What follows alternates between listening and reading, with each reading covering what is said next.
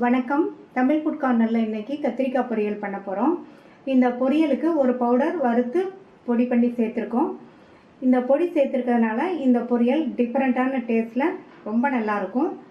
இது எல்லா வகை குழம்பு சாதத்துக்கும் தயிர் சாதத்துக்கும் சைட் டிஷ்ஷாக வச்சு சாப்பிட்றதுக்கு ரொம்ப சூப்பராக இருக்கும். எப்படி பண்ணுறதுன்னு பார்க்கலாம். இது வரைக்கும் நம்ம சேனலில் சப்ஸ்கிரைப் பண்ணாதவங்க சப்ஸ்கிரைப் பண்ணிவிட்டு பக்கத்தில் உள்ள பெல் பட்டனையும் கிளிக் பண்ணிக்கோங்க. இந்த பேனில் 1 டீஸ்பூன் எண்ணெய் சேர்த்து எண்ணெய் சூடானதும் அதில் 1 டேபிள் ஸ்பூன் உளுந்தம்பருப்பு, 1 டீஸ்பூன் கடலைப்பருப்பு, 1/2 டீஸ்பூன் மிளகு, இது எல்லாம் கொஞ்சம் வறுபட்டதுக்கப்புறமா இது கூட 1 டீஸ்பூன் கொத்தமல்லி விதை, 1/2 டீஸ்பூன் சீரகம், 2 காஞ்ச மிளகாவை சேர்த்து வறுத்துக்கலாம். மிளகு சேர்த்துருக்கிறதுனால 2 காஞ்ச மிளகாய் சரியாக இருக்கும்.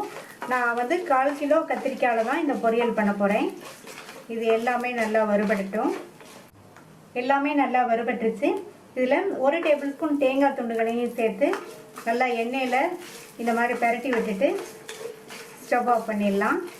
இப்போ இதை ஒரு பிளேட்டில் கொட்டி ஆற வச்சிடலாம். அடுத்து இந்த பேனில் 5 டீஸ்பூன் எண்ணெய் சேர்த்து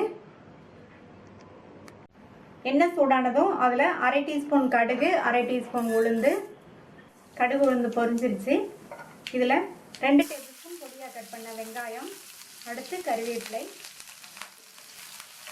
இதை லைட்டாக வதக்கி விட்டுட்டு 1/4 கிலோ கத்திரிக்காயை நீல வாக்கில் கட் பண்ணி தண்ணியில் போட்டு வச்சுருக்கேன். அதை இதில் சேர்த்துடலாம். இது கூட 1/4 டீஸ்பூன் மஞ்சள் தூளையும் சேர்த்து நல்லா எண்ணெயிலேயே 1 நிமிஷத்துக்கு வதக்கி விட்டுக்கணும்.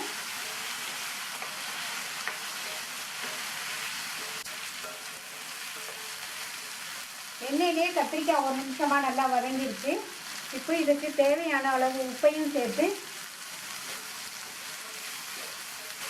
நல்லா ஒரு தடவை பரட்டி விட்டுட்டு மூடி வச்சிடலாம். நம்ம 5 டீஸ்பூன் எண்ணெய் சேர்த்து மூடியும் போட்டிருக்கிறதுனால இதுக்கு தண்ணி எதுவும் தெளிக்க வேண்டியதில்லை. அந்த எண்ணெயிலேயே நல்லா வதங்கிரும். மூடி போட்டிருக்கிறதுனாலையுமே நல்லா வதங்கிரும். நீங்கள் சப்போஸ் தேவைப்பட்டதுன்னா கொஞ்சமாக தண்ணி தெளிச்சுக்கோங்க. இப்போ இந்த கத்திரிக்காய் நல்லா சாஃப்டாக வதங்கி வரட்டும். கத்திரிக்காய் வதங்கிட்டு இருக்கட்டும். நம்ம வறுத்து வச்சதெல்லாம் ஆறிடுச்சு. இதை மிக்ஸி ஜாரில் சேர்த்துட்டு லேஸ் கொரப்பாக அரைச்சிக்கலாம். தண்ணி எதுவும் சேர்க்க வேண்டாம். இப்போ திறந்து பார்க்கலாம். கத்திரிக்காய் வதங்கிட்டு இருக்கும்போது இந்த மாதிரி அப்பப்போ ஓப்பன் பண்ணி பார்த்து வதக்கி விட்டுக்கணும். கத்திரிக்காய் பாதி அளவுக்கு வதங்கிருக்கு. மறுபடியும் மூடி வச்சிடலாம். நல்லா சாஃப்டாக வதங்கி வரட்டும்.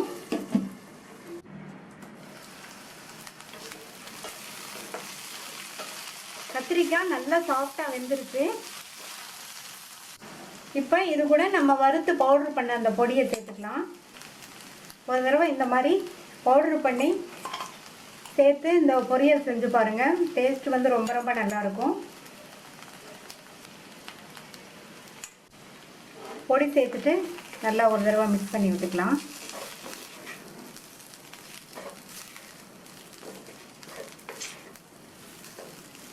நல்லா கலந்து விட்டாச்சு. ஸ்டவ்வை சிம்மில் வச்சுட்டு இதை அப்படியே 1 நிமிஷத்துக்கு இருக்கட்டும். பொடி போட்டு சிம்லேயே வச்சு 1 நிமிஷம் ஆச்சு.